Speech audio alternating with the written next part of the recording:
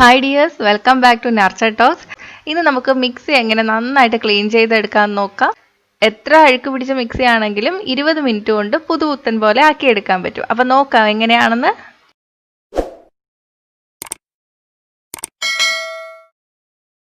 Clean ചെയ്യാൻ വേണ്ടിയിട്ട് mixie എടുത്ത് വെച്ചിട്ടുണ്ട്. ഇതിൽ അത്യാവശ്യം അഴുക്കൊക്കെ ഉണ്ട്.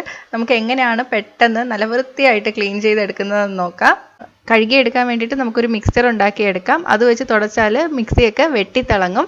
ഞാനൊരു പാത്രത്തിൽ 2 ടേബിൾ സ്പൂൺ വാഷിംഗ് ജെൽ എടുത്തിട്ടുണ്ട്. ഇതിലോട്ട് 1 ടീസ്പൂൺ ബേക്കിംഗ് സോഡയും കൂടെ ഇട്ട് കൊടുത്തിട്ടുണ്ട്. ഞാൻ ആദ്യമേ ക്യാമറ ഓൺ ചെയ്യാൻ മറന്നുപോയി.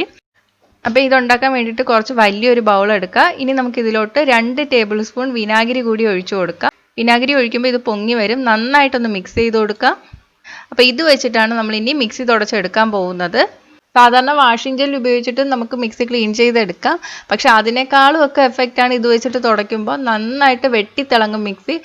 പെട്ടെന്ന് തന്നെ അഴുക്കൊക്കെ ഇളകി വരും. ആദ്യം നമുക്ക് മിക്സിയുടെ മോട്ടോറിൻ്റെ ഭാഗം തേച്ച് കഴുകാം. കുറച്ച് സോപ്പ് ഇതിനകത്തോട്ട് ഒഴിച്ചു കൊടുക്കുക. ഇനി ഒരു ബ്രഷ് വെച്ചിട്ട് നന്നായിട്ടൊന്ന് ഉരച്ചു കൊടുക്കുക. നമുക്കിത് ക്ലീൻ ചെയ്യാൻ വേണ്ടത് ബ്രഷും സ്ക്രബ്ബറും പിന്നെ ഒരു ഇയർബഡ്സും ആണ്. ഇയർബഡ്സ് എടുക്കുന്നത് ബ്രഷ് എല്ലാ ഭാഗത്തും എത്തില്ല. ചെറിയ ഭാഗത്തൊക്കെ നമുക്ക് ഇയർബഡ്സ് വെച്ചിട്ട് ഉരച്ചു കൊടുക്കാം. ഇത് ഒഴിച്ചതിന് ശേഷം ഇയർബഡ്സ് ഒക്കെ ഇട്ടിട്ട് ഒന്ന് തുടച്ചാൽ മതി. പെട്ടെന്ന് തന്നെ അഴുക്കിളകി വരും. അധികം അമർത്തി തുടയ്ക്കേണ്ട ആവശ്യമൊന്നുമില്ല. ഈ മോട്ടോറിന്റെ ഭാഗം വെള്ളം വെച്ച് കഴുകണ്ട, തുണി വെച്ചിട്ട് തുടച്ചെടുക്കാം. തുടച്ചതിന് ശേഷം പിന്നെ അഴുക്കുണ്ടെങ്കിൽ ഇതുപോലെ ഒരു പ്രാവശ്യം കൂടെ ചെയ്തെടുത്താൽ മതി കേട്ടോ. കണ്ടോ എന്ത് വെള്ള കളറായി വന്നു എന്ന്.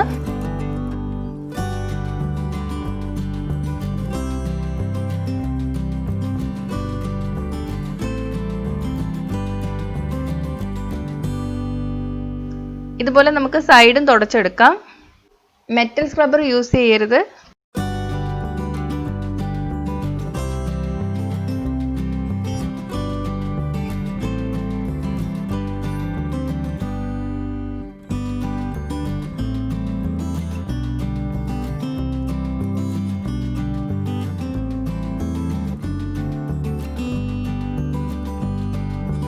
അപ്പോൾ ഇത് തുടച്ചെടുത്തിട്ടുണ്ട്. ഇനി നമുക്ക് ജാറ് കഴുകിയെടുക്കുന്നത് എങ്ങനെയാണെന്ന് നോക്കാം. അപ്പോൾ ജാറ് കഴുകിയെടുക്കാൻ വേണ്ടിയിട്ട് നേരത്തെ പോലെ തന്നെ ഒരു ബ്രഷ് വെച്ചിട്ട് ഉരച്ചു കൊടുക്കാം.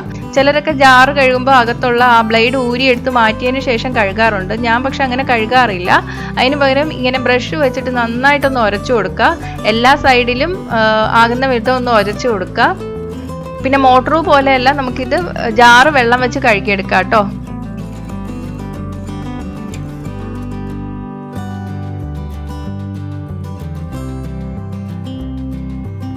താഴെ അടിയിലൊക്കെ നന്നായിട്ട് തേച്ച് പിടിപ്പിച്ചിട്ടുണ്ട്.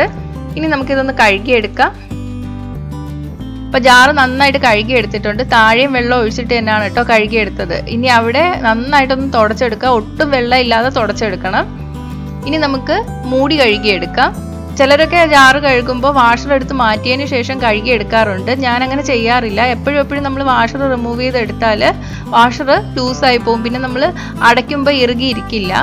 അതിന് പകരം ബ്രഷ് വെച്ചിട്ട് നന്നായിട്ട് ആ സൈഡിലൊക്കെ ഉരച്ചു കൊടുത്താൽ മതി.